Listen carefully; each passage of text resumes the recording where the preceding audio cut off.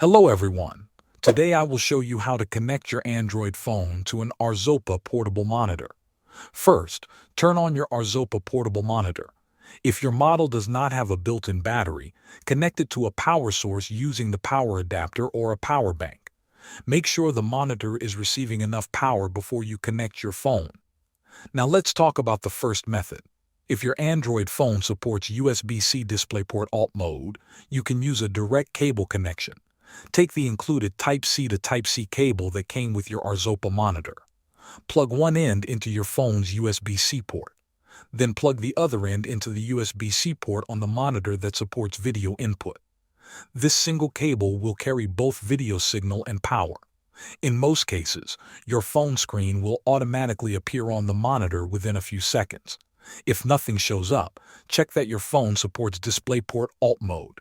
If your phone does not support direct video output through USB-C, you will need a USB-C to HDMI adapter.